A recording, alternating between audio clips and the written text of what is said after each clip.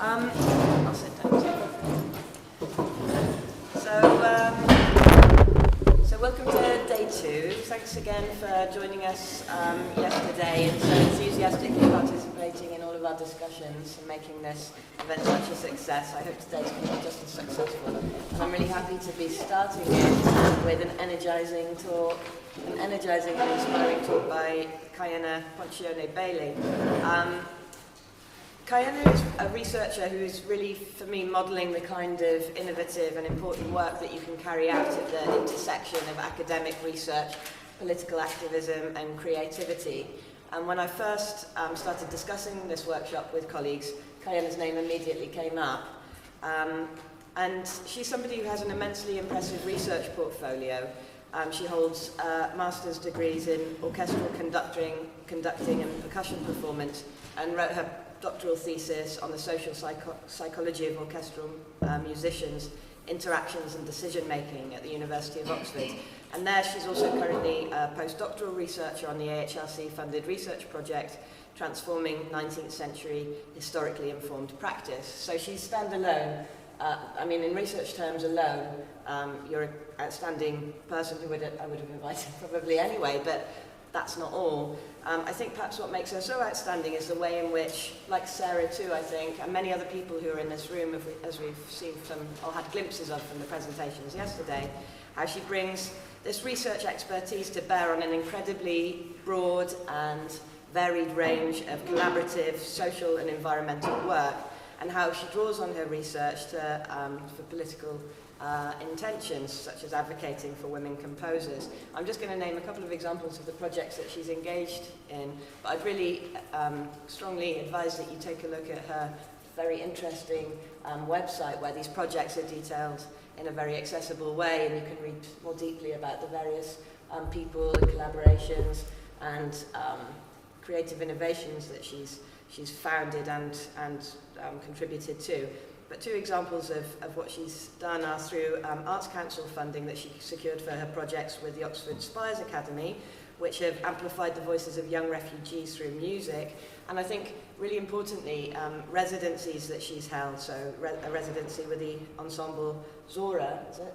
Afghanistan's first ever all-female orchestra, as part of which she's managed to establish longer-term partnerships with the Orchestra of St John's and the Afghanistan National Institute of Music. And I think it's those kinds of things, such as collaborations, sustained collaborations, that allow you to build these participatory projects that aren't just, as Darian said before, I've got an idea for a participatory art project, everybody can participate in it, but actually have this kind of democratic arrangement where people contribute to the formation of idea from its very inception to its completion.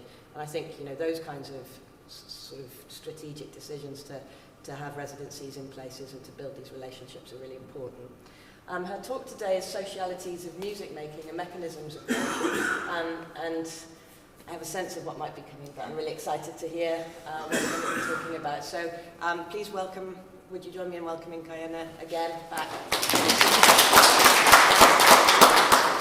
Well, that was an incredibly generous introduction. Thank you very much, Victoria, because actually, to echo what Sarah was saying yesterday, it's really an honor to be asked, kind of as an outsider to Slavic studies, to come in and speak to you today about some of the work that I'm doing, and actually less important about the work that I'm doing than it is about some of the ideas that underpin that, derived from my own work and the work of others. So thank you all so much for a really inspiring day yesterday, hearing about all of the different projects, and I'm coming away with so many other ideas about the possibilities, so I'm looking forward to today as well. So thank you for listening to me this morning in advance. So basically, it's really difficult for me to talk while sitting down.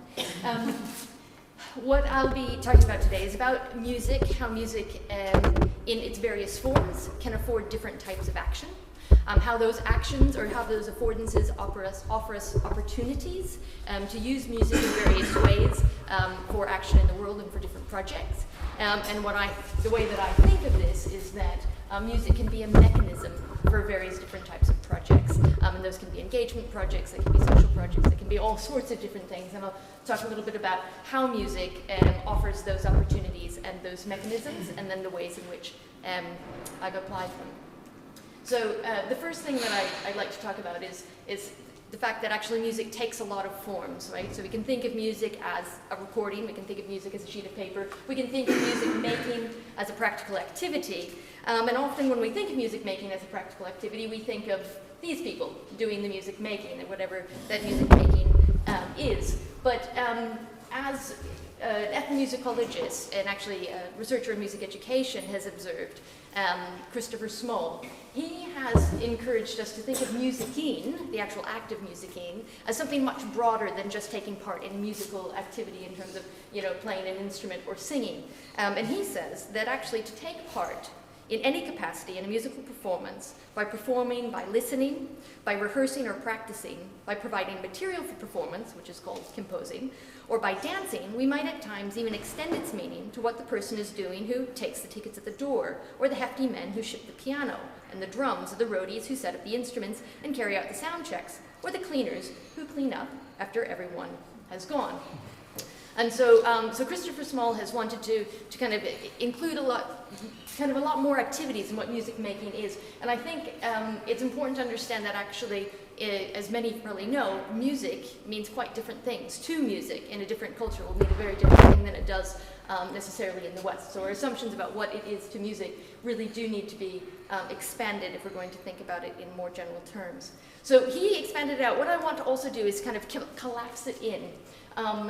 Sorry, and I will actually speak very quickly. I did at the beginning. An affordance is a property or an event, a property of an event or object relative to an organism, that's very, whatever, which represents its potential for action. So an example would be like, the chair that you might be sitting on. I can use it for sitting, or you can use it for sitting, but equally, depending on the situation, we might use it to kind of defend ourselves or to get into another room by battering down a door. So things aren't necessarily always used for what they might be designed for, but things offer us potentials for actions. So the way that I like to think of music socialities, and actually there's a wonderful music sociologist, Georgina Bourne, who goes into this in a lot more detail in her work, but on a very kind of basic level, and for the purposes of today's talk, I think of them in these concentric circles. So the individuals and the ways that we engage with music on a one-to-one or one-to-music level, music makers, so the next sphere up of people actually participating in that music making process, Christopher Small's musicers, I will call them, sorry for any people who are native German speakers, so all of the people involved in any sort of music making event, and then we have kind of these wider social and cultural groups and the ways that we create kind of imagined communities and identities beyond that. So there are lots of socialities. We are going to talk today about kind of the three inner rings, and I'm going to start with this first one.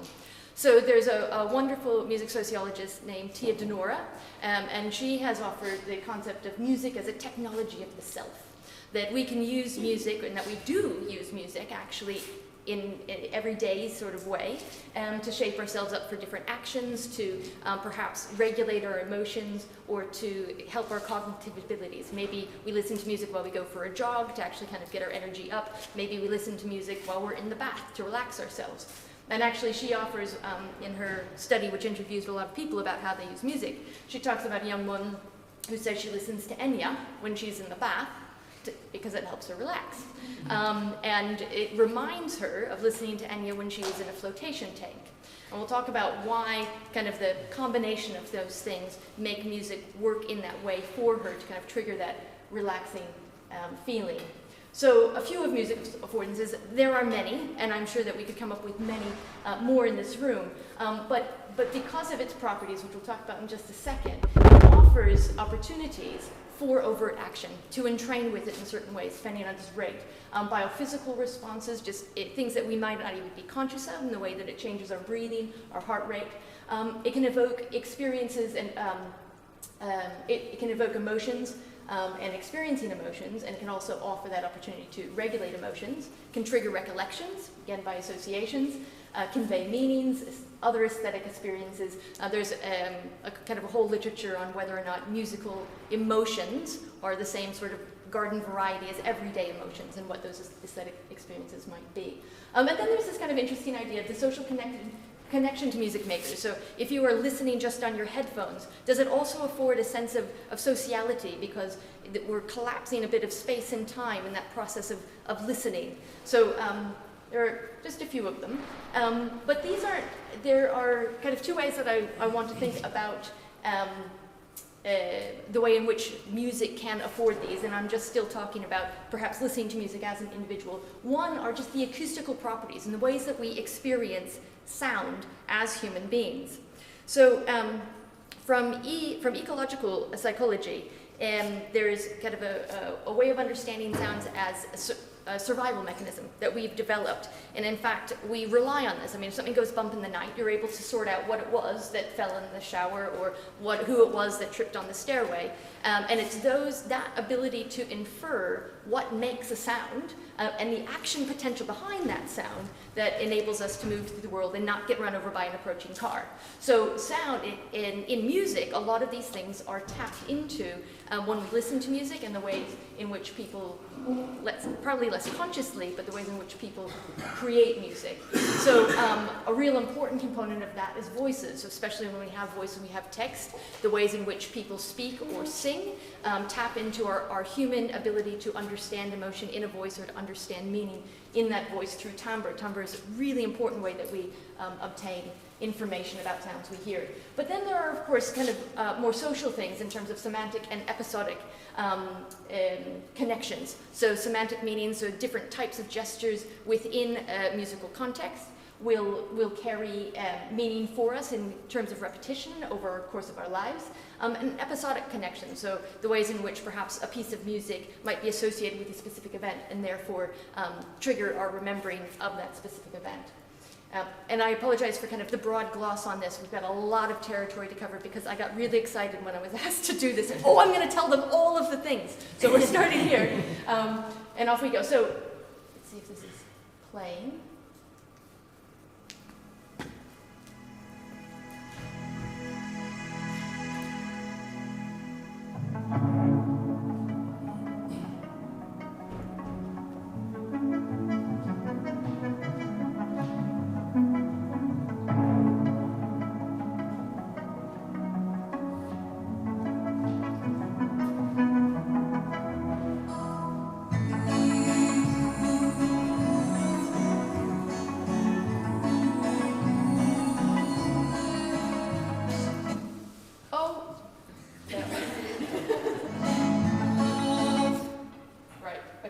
Leave it there for a second. So the idea there was just to give a sense. So that's Enya.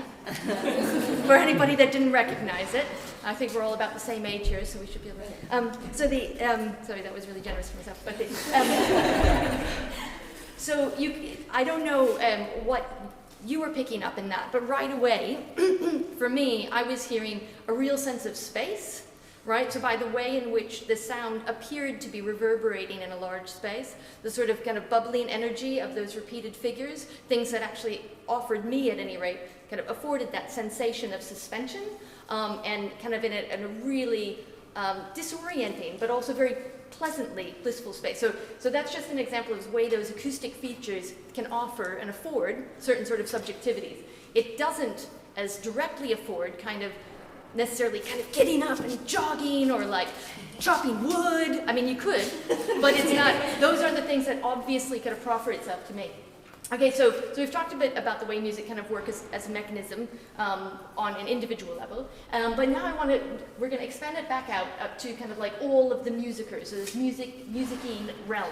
So what are the other kind of additional opportunities are there when we actually get people together for music making and indeed for performances? And the big one is about participation. It's about bringing people together, allowing them to interact together, and I've offered some things here. So musical dialogue, and that can be notated or improvised. We'll talk about why that's interesting in just a second. And just because we were talking about this in kind of the missed communications and crossed wires, Often music gets this really good rep for being like a solution to everything, because when people make music, they're like happy and in harmony together, and it's just not true. A lot of music making happens under duress, and sometimes the interactions are anything but fulfilling and successful. So within musical dialogue, there can be miscommunication, there can be abuse, it can be all sorts of things. And it's great for bonding, experience sharing, identity creation, but at the same time, that also means that it excludes people. It's a great way to create an in-group and an out-group. I can tell you, the first time I went to an Irish session with my baron, and they took one look at me and they were like, oh man, this is not who we want in this space. And it took me a good 6 months to be able to convince them I could actually play the thing. Probably took me 6 months to learn, to be fair. So the music making practices itself, but then also performances, again, broadening it out. What does it do? That offers us another layer of communication, not just through the sound, but also through that physical communication on the stage or in a situation where one person or a group of people are playing music to another group of people who are maybe dancing or doing something else. It offers us an opportunity to meet up with people, entertainment, all of those things, and again, constructing those larger group narratives. So let's now come back in. We're going to get a bit technical here in this next section because this is where kind of my doctoral work comes in. It's really diving into the socialities in action in orchestral practice. So we know that, I hate that expression actually, when people are playing music together, they are somehow in relation, they are communicating. In the case of this example on the left with jazz musicians, we like to think of this as a very kind of agentful sort of music-making opportunity where people are able to express themselves, create the musical materials, and engage with people in a way that seems quite democratic. And democratic, there's another word for it, egalitarian. Democratic, I think, is a different thing altogether. Egalitarian, there's a lot of kind of equality in the scene that we're seeing on the left, or so we're like to be told. Now, I think that there are a lot of complexities in jazz music making. There's a lot of kind of social and forms that one needs to understand to be able to participate successfully in those, and you can get it wrong, let me tell you. So, but then if we look at these two on the right, these are situations in which we expect people to be playing from notated scores, notated scripts. And the implication there is that actually somebody else has told them what to do, and they are simply kind of this executant who's actually carrying out all of these instructions on the page. Question is the extent people actually just, that notation actually carries all of those instructions, and that's what people are doing. It's actually a much more, much better analogy, rather than thinking of music as a text, is to think of music as a script. And the person that has promoted this most recently and has advocated for the most is Nicholas Cook, who writes in his book Beyond the Score about how actually if we think of musical texts or musical scores as scripts, that they can prompt interaction. So, for example, you might have somebody with a melodic line and somebody with a rhythmic pattern underneath, which is providing a harmonic accompaniment. One might say, because of that melodic material, that individual gets to have the leadership role within the group. It's true that that offers an opportunity for someone to have the leadership role, but equally, that person with the harmonic material might very well be able to kind of wrest that control away by being quite insistent about how they're going to play their accompanying figure, and that other people kind of have to fall in line. Or there's another opportunity in which people negotiate that space together. But the idea that notation scripts action, and that within that scripting process, there is a lot of room for people to involve themselves in different types of action making as opposed to simply following a set of rules. That was the worst way that I've ever described that. And if you guys got it, I'm grateful to you. Let's move on. I think we'll start to make some more sense in just a second. So we're going to really dive in now to what an orchestra, the experiences of these people, not those specific people, but people like them on a stage, might be thinking and doing in terms of these interactions. One of the first things I want to address is that, especially within orchestras, so a string quartet, they might actually, get to kind of prompt each other a little bit more because it's, it's four people, and obviously it's really, a more egalitarian space in an orchestra. And that's probably true to an extent. However, the orchestra's its explicit structure, the conductor and the principals, and then all of the section, what they call the rank and file, does seem to indicate that people all have their parts. The conductor then tells everybody what to do. That's transferred to your deputies and your section principals. They do their job, and then everybody else follows in line. And that's exactly the reason why I put this quote up here, is that that's really embedded in kind of our conception of the way that orchestras work, and the performance, the meaning that they are actually performing when they enact their specific music-making practices.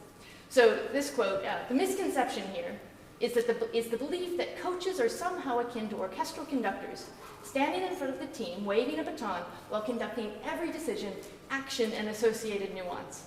Now, as a conductor, there are days where I so wish this was true, and so many days where I'm actually really glad it's not, because actually that whole, the combination of all of the expertise in the room when you're on the stage is essential to actually making it work. But I want to give another kind of fun insight into the ways in which this concept of the orchestra as an explicit hierarchy is embedded in the ways in which we think about the orchestra. So some really domineering authority figures. So this is Von Karajan on the left. By the way, he was the first conductor to completely control the imagery. So we know Von Karajan by these types of images. He would stipulate the sorts of angles and the lighting that people would have to capture him with. He had total control of his media presence. And then this guy too. These guys less so. I mean, oof. Across him. There are conductors, and then there are maestros. He leads with confidence, exactness, inspiration. At GMC, we're in tune with that degree of precision. It's that kind of performance that deserves a standing ovation.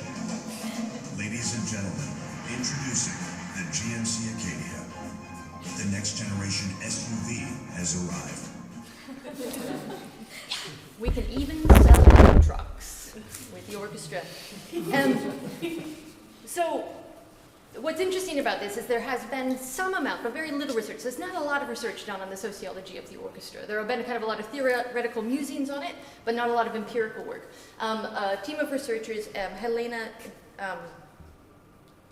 Gaunt, I can get this, and Melissa Dobson actually did a study where they asked an orchestra's full, I think it might have been the LSO, what it is that makes orchestral musicians in London successful. What do you have to do? And they spent a lot of time talking actually not about following the directions of the conductor, but how you had to have radar and these antennae to be able to pick up on cues from your colleagues. It was all about lateral communication. And that was very, very clear from their interviewees, even though that wasn't something that they actively solicited. So in my work, in my doctoral work, I actually interviewed some musicians as well. And there's one example that I wanted to read out. So this is a euphonium player. These are not the same people, by the way, but it's the example that will give you to put in context what this individual is talking about. So this euphonium player says, somebody can just do that and give a down bow. You know exactly where that down bow is, and you know how loud it's going to be, how quiet it's going to be. For example, the euphonium part in Mars, this is Holst's Mars from the planets, about halfway down the first page, and you've got all the strings doing down bows. He's saying bum, bum, bum, bum, bum. And you know exactly where. Dun, dun, dun, da, da, da, da, da. You know exactly where it's going to be. That's the euphonium part, the second bit. You're going to hear that in just a second. The amount of conductors that will try and push it on there, but if you end up following the conductor there, you're going to be early. So it's just a visual thing. Just seeing a bank of strings all doing down bows, you know exactly where to place a note and exactly what to do. Yes, you definitely get a lot more from a leader than you do from a conductor. So if I do this, nope. If I do this.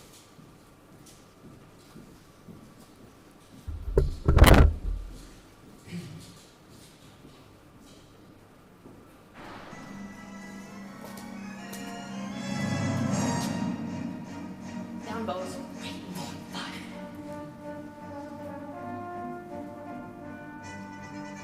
I do know him though. Yeah.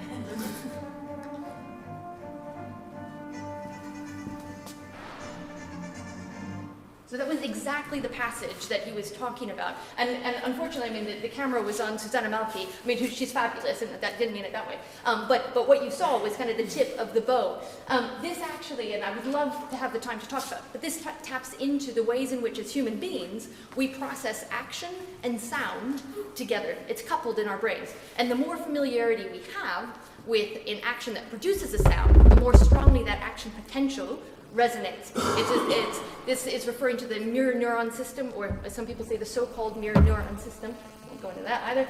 But it means that if you are a musician, and this actually makes all the sense in the world, and you're a violinist, and someone goes, before they even play that note, you have done that so many times in your own life, you are actually able to predict what type of sound, what type of volume is going to be contained in that stroke. So actually, so much more interesting to know than, what does that tell you? It doesn't make a sound. Sorry, I'm going to work myself out of a job. But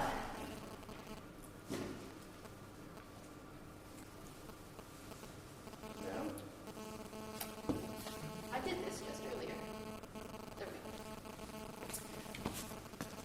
So in for my doctoral work, what I wanted to do was kind of to get into an orchestra and understand what happens, like, so what everybody in the group is thinking at a specific moment. Like, what are they doing and how are they doing it?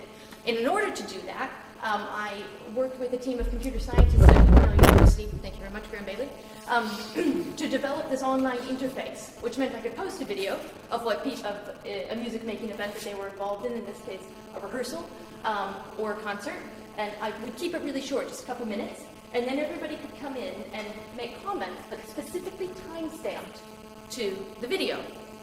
What this meant was that I was able to get kind of the thought bubbles of musicians over the course of a short period. So this is not the actual data. We're going to see some of this.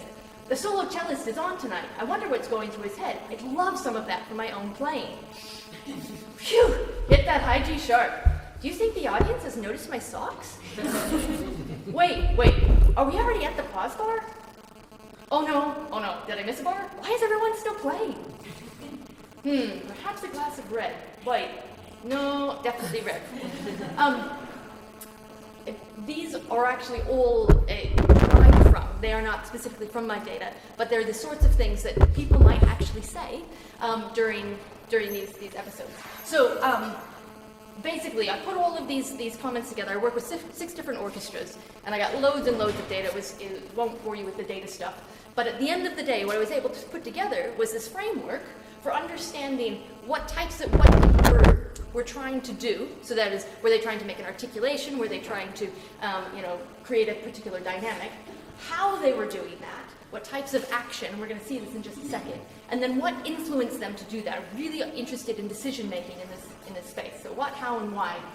Who is a different question, and that's from the next research project. So in a nutshell, the topics of focus, what people were actually thinking about when they were on the stage, what they were trying to achieve. Temporal coordination and stylistic coordination, things like musical time, keeping in time together, and volume and the quality, the musical character. Physical engagement with the instruments or technical issues, trying to negotiate a passage or trying to negotiate a sticky key. Assessments and feelings. People spent a lot of time, and I think just the way that I did the data collection, it prompted people to reflect a bit more perhaps than they do in the moment. But assessment of other people's performance and feelings, how they're feeling about the music. They took it as an opportunity to complain about some of the management situations, but I actually imagine that that's really the way they're feeling in those rehearsal settings as well. And then sometimes you get these outside thoughts like, is it going to be a glass of red, or is it going to be a glass of white, or what the score is for the football match. But then, out of that data, I was able to kind of deduce, is that the right, there's a technical word for it, the different types of actions that people were involved in. And people actually, there were explicit situations where people were consciously leading. That wasn't as common, even from leaders, as you might expect. Consciously leading, but very frequently asserting how they think something should go, putting forth their ideas, responding quite frequently to what others are doing in the group, not necessarily to the conductor, but to others. Matching as opposed to following, but this is about the same thing. And as I was saying before, this being able to predict what's going to happen, what sort of sound, is going to happen when the violin bow comes down. If you are trying to play exactly the same part and be exactly in time with everybody else, if you wait to see what everybody else is going to do and then join in, you're late. You actually yourself have to be able to predict what's coming up and join in. So that activity of matching is much more relevant than following. And then following directions of what, trying to get that sound the conductor was asking for, trying to do the bowings that the section leader was asking for, and then coming back to this assessing. So as just rather than action, it was a cognitive process. In all of these actions, people were responding to different types of influence. Now, the overarching influence is this thing I've called prime directive, and that is that thou shalt play together. People, you might have 100 people on stage, and they're going to be thinking about 100 different things, and they're going to have different agendas, except by and large, people will agree that no matter what happens, we're meant to play together, and I'm going to tap into the different information streams to be able to achieve that. It's kind of the same idea of being right. So an example was wondering what to do here to be right. Following the conductor was only partly useful, since we all react in different ways to what we see at a moment like this. Luckily for me, I can see the leader, so try and play with her. End result, in general, was quite messy. It's from a principal viola player of a professional orchestra that I worked with. So there are, I kind of categorize these influences, cultural historical influences, individual musical and material, and these next slides will take us through to unpack that a little bit. So cultural historical influences are things like the institutional hierarchy. I'm meant to be following so-and-so who is kind of in that hierarchy in front of me. And that's part of the decision-making process, but it's only one part. Performance conventions, how we know this music has gone in the past and how we know the other people on the stage might be thinking it should go today. What my training and experience has taught me, and that can be things like to know how long a dotted quarter note should be, or a dotted crotchet. And then things like commercial and economic influences, how much rehearsal time we have, how much money I'm getting paid, what is my inspiration for being here today? This is one set of influences. Individuals, so actually personal engagement, actually how I'm just feeling in the moment about playing this particular passage. Believe it or not, that came up a lot. Musical authority, so somebody would, either in the moment or more persistently, might offer something that is inspiring. So they play their line and that's inspiring, I want to match, I want to participate in that. Or they're just known within the group to have more authority about a specific thing. For example, one group I worked with, there was a violist who had spent, a lot of violists in my research, violist who had spent a lot of time playing Sibelius under a particular conductor. And you could see within the orchestra that people were listening out for what they would do because he seemed to be an authority in this area. But then interpersonal relationships. And you don't get along with everybody, and that impacts what you do as a musician. I like, the thing that I say is that people music like a person. So if you are somebody who tends to genuinely like that dialogue, then you might probably do that when you're in an ensemble. If you're someone who likes to tell everybody how to do it, you're probably not as inclined to do that. So interpersonal relationships. And musical things, so musical context, really important. The more advanced the musicians were, the more they understood how their part fit within the entire orchestra texture.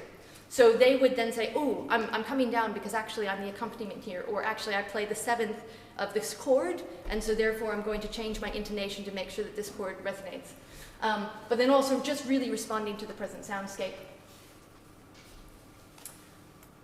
Material things, so things like space acoustics and where you're sitting, instruments and bodies. So at the end of the day, you end up with all of these things kind of coming around, swirling around, and they are not in tune with each other. One thing's coming from here telling you to do this, another thing's coming from here telling you to do this, and so you have to find some sort of middle ground. And as this horn player says, even if you're with the conductor and all the cellos or whatever, even if I'm right to all intents and purposes as far as the score is concerned, I'm wrong because I'm not with the first horn. So already all of these influences are in tension. So the next thing we're going to do is we're going to do some readers' theater. And I need 5 participants. Excellent, thank you very much. Come on down. Action map number 1. You're going to be flute 1. Right? Right? Oh, come on down. Is that right? And Maria? You're cello 1B. Who wants to be cello 2A? Cello 2A? Excellent. Yes, be a cello. I need second violin, the second desk outside player. Thank you. No, yes, no. It just you're amazing. Okay. And one more, I need a violist. Violist, Sarah. Thank you very much.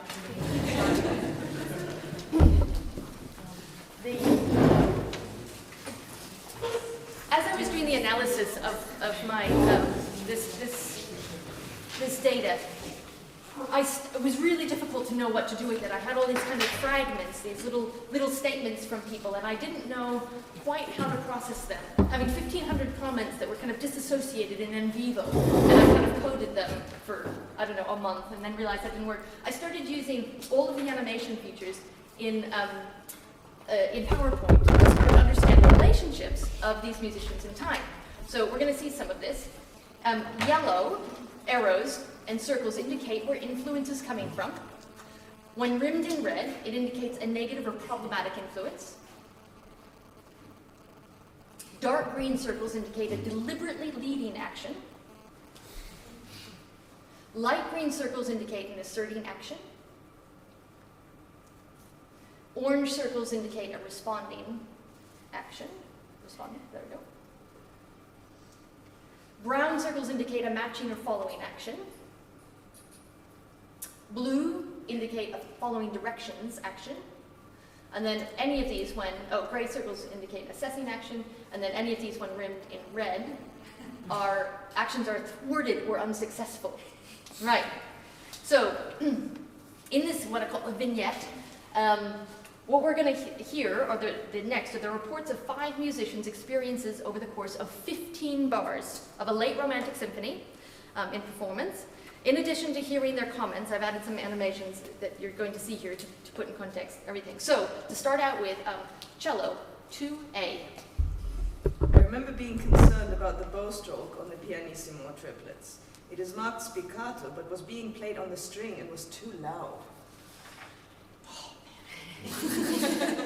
What is going on? Go on. Oh, who's cello 1B? Yeah, the ascending scale, which happens 4 times, has always attracted me enormously. So I'm very much in my own world, focusing on my bow control and the overtones I want to produce. I have another quote. Go on.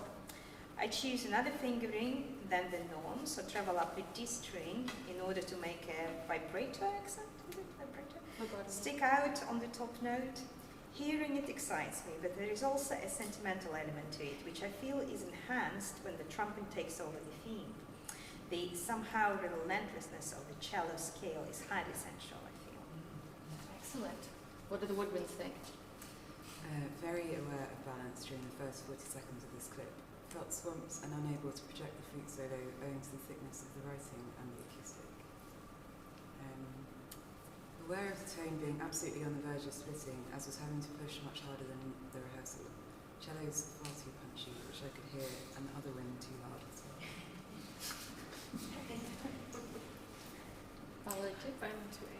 Things starting to move. Keep ears and eyes alert. Watch the cello's basses for movement of the bass line, which has the strongest influence.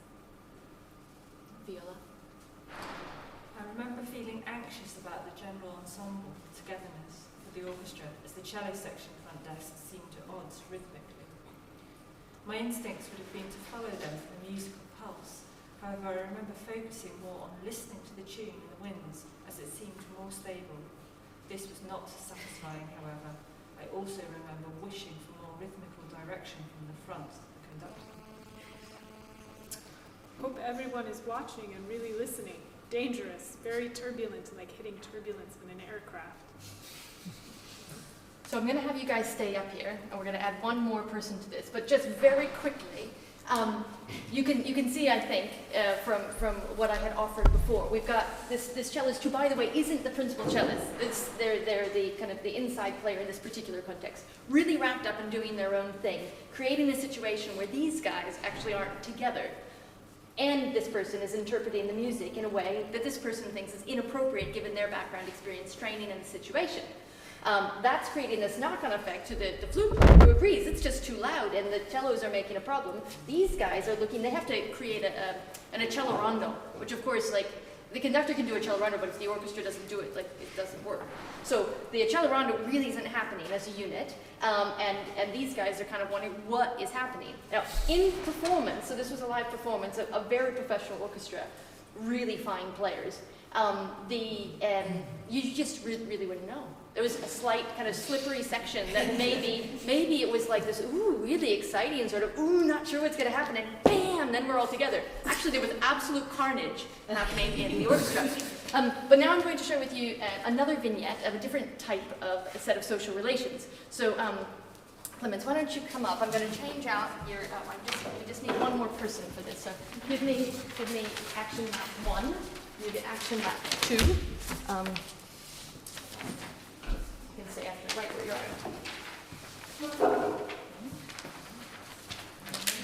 6. Excellent. Where's my clicker? Thank you.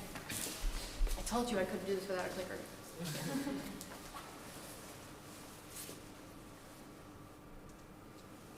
Right. Violin 1, 2B. That's me? Yeah. I was always really blown away by the power of the sound coming from the cellos and basses in this section. It really fueled me to dig deep and find the same richness and power when playing my own part. I am impressed with the cello, bass, tuba sound, and I was reacting to the deep range versus the high range of the violin. It is stringent and can be harrowing. I used more bow pressure and vibrato when I was playing on the E string. When I played this melody, I drew inspiration from the heavy and ferocious sound coming from the basses, cellos, and tuba, and the weighty movements of the conductor. In this section, I could work on imitating the principal cello's bow stroke a little better. Her style really sets a fantastic mood for the bass line. What I remember about this part of the rehearsal is being very struck by the principal cellist's start to this movement. There was such intensity and a bass quality to the way she cued the entrance. That immediately influenced my thinking about the music in bow strokes. I tried to respond with a similar intensity, but I didn't feel it was totally successful. In this first reading of the Montagues and Capulets, I was quite absorbed in remembering faces from an experience I had with the piece in 1988. I was trying to influence towards stubborn, heavy second and fourth beats without pulling away from the group. I like to feel that 2 and 4 reluctantly overflow into 3 and 1 in this figure. I was sort of trying to function as a liaison between the conductor and the brass. You guys are amazing. Thank you very much. Your job is done. So in this, we have a very different sort of set of social relations, and we have one. What you don't know about this particular scenario is this is kind of the beginning of a bit of Prokofiev's Romeo and Juliet, the suite, the bom bom bom bom bom bom bom bom, and the cellos and the basses go boom, boom, boom. That's all they do. That's all they do. And they start before the melody comes in. So just that sound, that characteristic of these heavy crotchets in the bass, had this huge knock-on effect for the people who were playing the melody. And they really responded. This person was very nice. They said that they were also responding to the conductor. The parenthetical was actually in their response. They put that in, I didn't put that in. So it was like this kind of secondary thing. Oh yeah, the conductor was involved too, but actually we were really responding to this person. And this person is absorbed in their own world. Again, we've got this cellist. What is it about cellists? I don't know. So, in any event, this has been kind of a real kind of in-depth look at kind of the ways in which sometimes music-making spaces provide interaction in ways that are perhaps unexpected. The orchestra can afford a lot of different interactions. Some of them are quite difficult. Some of them can be quite abusive. People in positions of power, such as the conductor, can create a situation in which those music-making interactions can be very constrained and not feel so good. I mean, so the example that we had before, the conductor wasn't really helping in that situation with their body gestures. It created a really uncomfortable situation for the players. In this, they didn't need the conductor because they had everything else going on for them. But I want to zoom back out. We're going to zoom back out to kind of that third ring and looking at kind of music making practices in the world and what they can afford us in terms of engagement. One of the things that really inspired me many years ago was speaking to a colleague of mine. I get to say colleague now because I finally got my PhD, but she's a professor at Cornell University, and she's actually a professor in classics, but also does a lot of interdisciplinary work with a team of researchers looking at water scarcity in Greece. And she's also a musician. She's written actually a book on Theodorakis, a Greek composer and politician. So when she put together this interdisciplinary team to say, how are we going to address this issue in Greece? She included in that group a very famous folk musician in Greece. And they went out in advance of this interdisciplinary team, because they were going to specific communities to talk to the policymakers as well as the engineers. How can we technically, but also politically and socially solve the water scarcity issues in these specific regions? So they went out in advance with this folk singer, and they brought together a group of children in the communities, relatively small communities. They taught them traditional songs about water, and then they had a concert in which all of the parents came. And then lo and behold, guess who was there to talk to them about water scarcity in their community? So it worked on several levels. It used these mechanisms, this capacity to bring people together, the capacity to generate values through musical participation, but also the fact that when people have a concert, people come. I think this is the most amazing thing about music, actually. For some reason, having a concert is good enough. Oh, we're going to have a concert, we'll go along. And then all of a sudden you've got a massive captured audience. What are you going to do, right? So this was the way in which they've done this, and I have really taken this on. And this was, I guess, probably close to 10 years ago now, I came across Gail's work. And I've really put on myself as a practitioner, what can an orchestra do? And I think of my work very much as community engagement for an arts institution, but then how we connect that to the outcomes from, the findings from the academic work that's being done in music. So I'll talk about a project that I have done. We're going to hear a little bit about that and the kind of the successes and failures of that and how we're moving forward. So is this engagement, research, and action? I don't know. I don't even know what to call my practice, but it's just simply what I do. So in terms of an orchestra, what are the opportunities? It brings people together and kind of all small music-making participants. We've got a listening audience. The orchestra is itself an audience. So if I'm actually doing a project that wants to kind of open a window into another way to understand the world or to an issue, even when I'm working with my orchestra, maybe I've got 40 people, maybe I've got 100 people, they too are kind of participants in that process. So I don't want to discount them. It's not just about the audience. But it's a great platform for sharing and expressing ideas. It's a very prestigious platform. So if you can leverage that to prioritize different types of knowledge and knowledge making, that's great. And it has this explicit but very malleable, believe it or not, hierarchy of artistic decision making. So we'll show how we did that. So this is a project that I put together with my colleague Toby Young, who's the chap in the back, who's a composer. And we worked with a school called the Oxford Spires Academy. And this is one of those things where actually being embedded in the community really helps. So it was at an event, a young woman stood up to read some poetry about something completely different. And I went, that's fabulous. I want to set that to music because people need to hear this young woman's voice. Who's a young woman from Syria who had just won the Betjeman Prize for poetry. And I approached them and they said, oh, that's already been snapped up by Sir Carl Jenkins, who is a particular sort of composer in this country. And if you're not familiar with them, it's okay, but if you've seen some Diamond commercials, you might be. So I went, okay, well, that's fine. They said, we have all these other wonderful poets you might be interested in. In fact, they had published this book, England Poems for a School, by all these poets from young refugees. And they were absolutely extraordinary. And so this project, kind of in conversation with the school, developed so that what we were aiming to do was to amplify these voices and the talent of these young poets through music by using the orchestra as a platform and a mechanism to do so. We went into the school, we had a series of workshops with them, and we scaffolded what we called scaffolding the compositional process. And that meant that we talked to them about how words and music could be combined together to really support and enhance the text. We then allowed them to kind of make the decisions about what types of music they wanted behind their words to be able to communicate the ideas behind them. And then the composer, Toby, who's, as I would say, standing back, he kind of put together some mock-ups, fed them back to the students, they responded, he edited, and then at the end of the day, these young people stood in front of the orchestra and performed live their spoken word poetry, not spoken word poetry, I'm sorry, I think that wrong, poetry, with a live backing orchestra.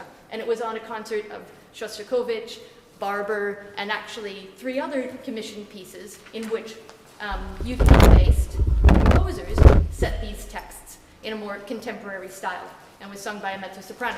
So what we were doing actually, it was kind of provocative because we wanted to present the audience with different ways of hearing these texts. One of them was in kind of this rather kind of classical music way of taking the text, giving it to a professional scripts what's going to happen, then you give it to a professional singer, in this case an absolutely stunning but like 6-foot-tall white woman, who then stands on stage and delivers somebody else's text. So we knew that this was going to be somewhat problematic, but we also knew this is actually the practice. This is what orchestras do. What happens when we do this? Question? What happens when we put young people who have never seen an orchestra before in their life on stage as soloists? Like the first time they ever saw an orchestra was when they walked into the rehearsal on the day of the performance and went, you want me to do what? I'm not doing that. I'm not doing that. And they did. What I'm going to, I know, I got 15 minutes, yeah, okay. So I'm going to play for you first, actually, it should work out that way, a little bit of this, which is Sadie Harrison, took one of the poems from that book by Shukriya Riadze, who is a Afghan refugee, and the text is My Hazara People, and so this is a performance at King's Place in London.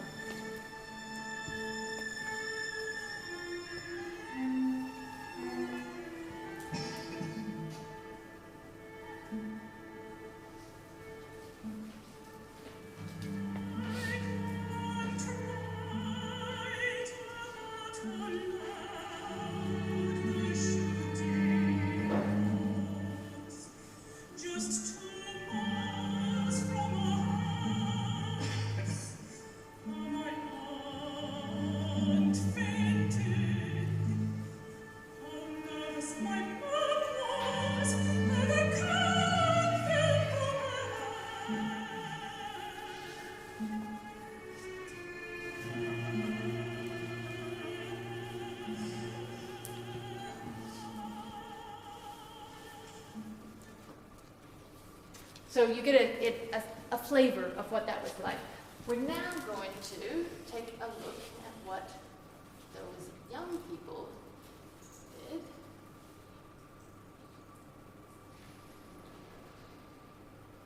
Just a little bit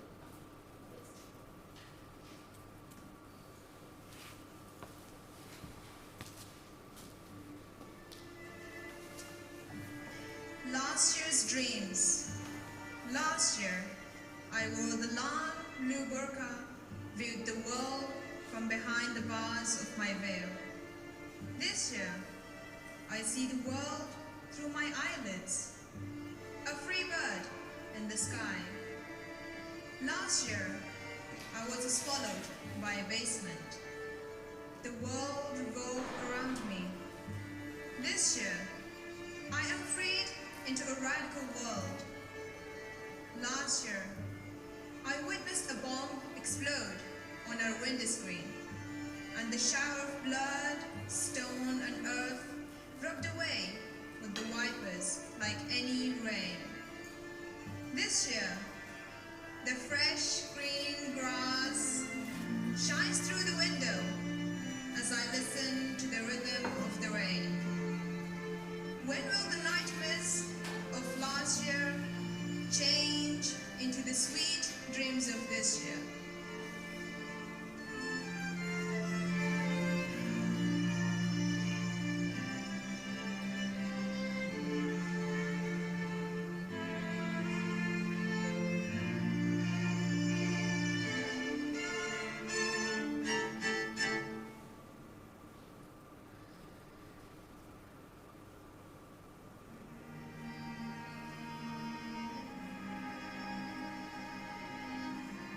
England.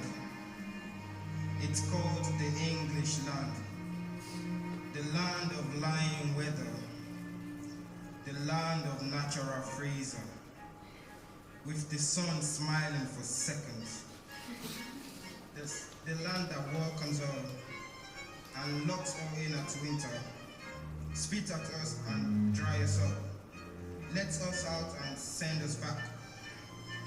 Nigerians would say, "Y too cold." Spanish would say, "No, no, que frio." Asians would say, "Wallahi, it's freezing." English would say, "It's chilly." It's called England.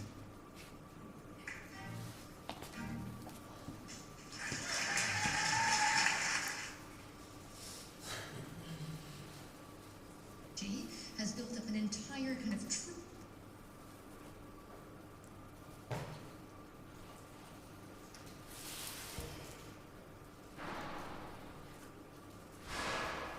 Right. So that was a bit of a kind of an insight into what that project was. We did, as the artistic lead, but also as a kind of research lead, we ended up doing interviews with all the students. We did interviews with the musicians and got feedback from them. We did questionnaires with the audiences. And it was interesting because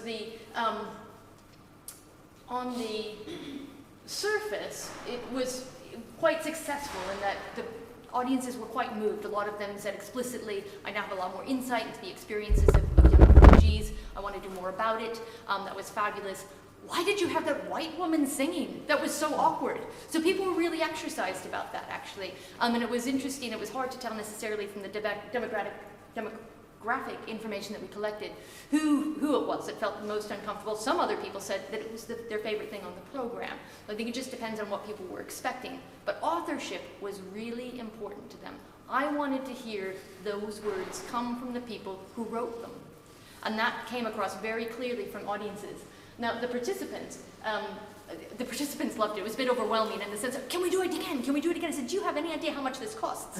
Like, every time we put you guys up in front, it's like thousands of pounds. But we have found other outlets for them, and actually, most meaningful is that actually they have now, as artists, as poets, have moved on to do other things. So Timmy, the young man that you saw at the end, was invited to be the Oxford City Poet. So in that capacity, he's gotten a lot more visibility. And the whole team of them have been invited to write the text for the Buddy Ensemble, which is a mixture of autistic and otherwise disabled young people and their able-bodied friends, which will be performed at the Royal Albert Hall. I'll get there eventually. The Royal Albert Hall next year. So they're going to write the text in a professional capacity as poets. So we're trying to make sure that the project is what is that legacy and how do we move on from that. Now, at the same time, being the person who was asking the students, how did you experience it, etc., is a bit, I'm not sure that we got all of the story. I'm not sure that all came out. And what we're trying to do in our next project, which is collaborating again with that school, because actually the teachers there, that cohort, felt it was such a successful thing. Can we come back and do another project? So we're starting in February, another project that will actually engage 20 students. Not quite the same project, but actually trying to generate a musical composition through all of their musical heritages. But we've commissioned an independent research team. So we got the funding to pay for some graduate researchers to come in and do the research themselves. And that's been left open. We haven't said we want an evaluation of this to feed back to the Arts Council. We've said, come and look at this practice and take away what you want to take away in terms of how you want to ask people about their experiences. So that's how we're trying to move forward. Increasingly, I'm feeling like there does need to be a critical distance between these practices and how we evaluate their successes and their failures. It's really difficult to get someone to say, "I thought your project was crap," especially when you've got young people who are on the stage doing that. And it is very moving, it is very emotional, but it doesn't mean it's not problematic. And I'm quite aware of that, and we were quite aware as we put together kind of the suite of activities for this concert that there was, that it might prompt some different experiences. So I know it's time for tea, but before we go to tea, I'm going to make you all stand up. So there is this really wonderful man called Santiago Vasquez, this guy. And he's from Argentina, and that means he's like cool and hip, not like me. But I need you to make a U shape. See if that's possible, a U shape in this room. So that everybody can see each other. So Santiago Vasquez is really interested in the ways in which people interactions that they engage in the music making process. And when you're in a large group trying to do improvisation, sometimes that can be a bit challenging to negotiate, everybody kind of on their own. So there are different, in the world, there are different systems of conducted, what's called conducted group improvisation. The one that he developed is meant to prompt certain types of engagement amongst the participants, and we're going to learn a little bit about that just right now, and you can maybe do some of it. So the first thing that you have to know is that in this practice, this very kind of utopian practice, he wants the world to be a better place through music making, which means that all of our actions must consonate. Right? That is, we are going to do our best to be in harmony, kind of